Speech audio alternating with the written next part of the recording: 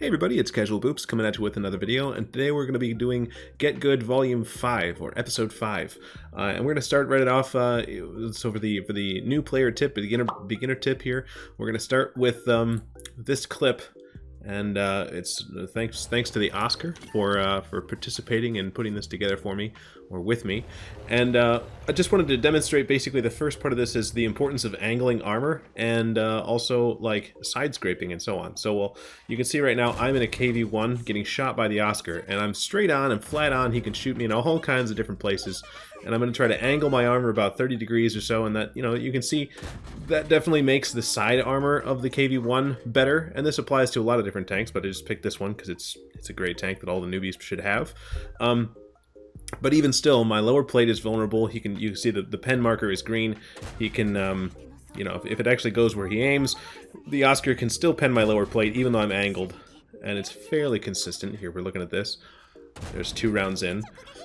And so now I'm gonna show the side scraping techniques. This is just one example of how to side scrape, and you can see also my view down in the lower right or lower left, wherever I decide to put it, where you're basically hugging a building and making it so that the enemy has very little, very small parts of your tank to shoot at, while you can pull out and mostly remain in cover and shoot back. So you can see on the Oscar screen, there's still tiny, you can still see tiny spots to shoot at, but it's a lot harder. I'm not, you know, I basically can pull out and shoot with, you know, mostly staying safe, and I can put rounds into the Oscar. And so this is side scraping. This is something that everybody should know, and you know, if you're new, you might not know how to do this, so this is how to do that. Side scraping, very important. All right, so we'll pause it now. Very important side note with this, though, if you are trying to side scrape in a tank that has a pike nose, if you don't know what a pike nose is, go look at an IS-7. An IS-7 on the Soviet tech tree, the tier 10. A pike nose will flatten out the angled side part of the pike when you're side scraping. So you don't want to side scrape in an IS-7 unless you know what you're doing, or if you like a pike nose, because it'll flatten. It'll actually weaken the armor. So that's one thing. But otherwise, side scraping is a really good idea to do in a lot of different situations, a lot of different tanks, and you'll see this a lot if you're looking around for it, and because it's a really good defense mechanism, really, or a way to set up on a corner and trade. So. Okay, so our next one for the intermediate tip is going to be understanding, when you're reading Tanks GG, understanding the different dispersion factors. Somebody asked this on the forum, and I thought it was a really good thing to just outline and describe, because there's minutiae here that are important.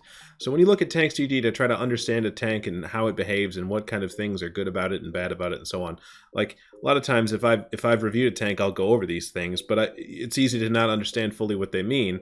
So the dispersion value here, that's how small does a reticle get when the aiming reticle is, you're done, you're perfectly stationary, you're aimed in all the way, how small is the dot? This is that answer, and it's very difficult to make that any smaller. You can use equipment and food and so on, and some field mods, but basically this is hard to fix. And then there's these dispersion factors here. And so what this first one is a factor of how much does the reticle bloom out, how much larger does the reticle get when you're moving the tracks forward and backward. And then this one is how much does the reticle bloom out when you move the tracks side to side. And then this one here is how much does the reticle bloom when you move the turret up, down, side to side, and so on. And all of these factors are based on the speed with which you do the motion too. So I'll use that as an example here. But for instance, if you move the reticle really slow, then you can manage the bloom, and the reticle doesn't bloom out very far. But if you snap it from one side to the other all over the place, and you just move the turret and move the hull and then it's going to make these things that much worse. And so that's why 2 tanks that have identical dispersion factors will have much different feeling guns if one is way faster than the other one, right? A slower tank is going to have these things be affecting it way less. And while we're talking about this, there are 2 crew skills, until Wargaming changes this, there are 2 crew skills called Snapshot and Smooth Ride. And they're very popular. People always, say, oh, you need these things to make your gun behave. So I'm using this example. This is the Grill 15.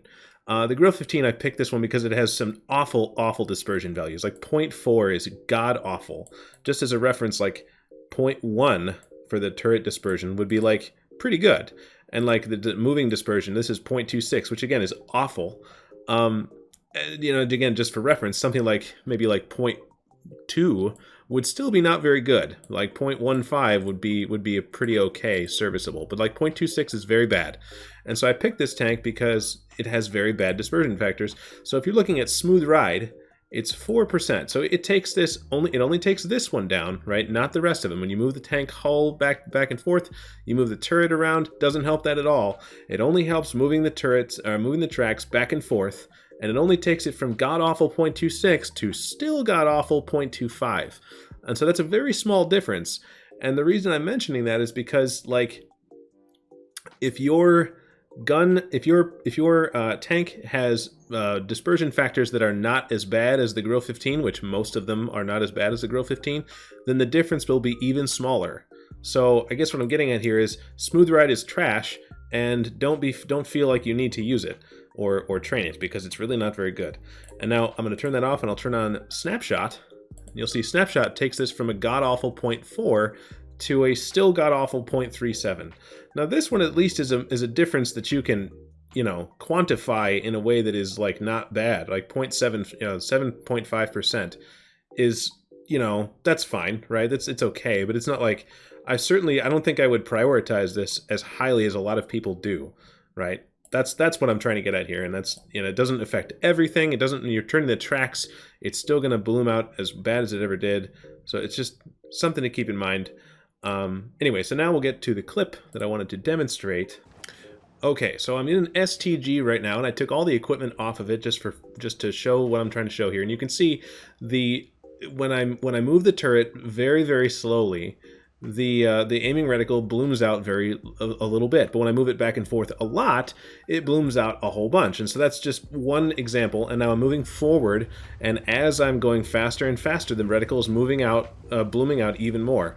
And so that's why if I move the hull and go forward while holding the turret steady, so it's basically, I'm just trying to demonstrate here that, like, the worst possible thing you can do for accuracy is be moving forward while turning the turret. It'll make the aiming reticle enormous, and so that's why, like, side scraping actually kind of ties into the first part. Side scraping is so great because you're only backing up just a little bit really slowly, and you probably have your turret already aimed where it needs to be, and you can back up a little bit, and your aiming reticle will not bloom out very far, and then all of a sudden, boom, there you are. You've got a shot that's already laid in, and you're doing that very slowly. And so this is an example, like, I'm about to move forward a little bit and then backward, and it blooms out a little bit, but if I move to the side, you can see just how quickly it blooms out. So that's why, if you're trying to be accurate, try not to move your hull back and forth if you can help it at all, because that's the best way to bloom out the gun and have to reset all that aiming time and all that stuff. So, okay. All right, so the last example here, this is the last tip. This is the advanced tip. This is going to be the tip here is going to be, don't advance into a place that you require allies to support you in order to stay alive. So in this example, and thanks to the Boops clan members, Mudraker, Intrepid, and I can't pronounce your name, Ichiban, for helping me out here. So this simulation, I'm pretending that I'm on Himmelsdorf, and I'm in a tier 7 game, and I've got a Hellcat backing me up on the Banana Road, and I've pushed forward, and I've got these 3 guys in front, and this is not good.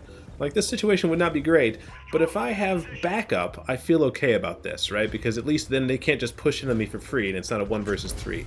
But in this situation, now our Super Hellcat is, maybe he's gotten shot a bunch, or he died, or he found something else to do. He's gone now, and now these 3 guys are going to get to run in on me, and it's a 1 versus 3. There's no way that this works out very well for me. So I'm going to try to do what I can to get some damage in, and so on and so forth, but I'm definitely dead here. Like, there's no question.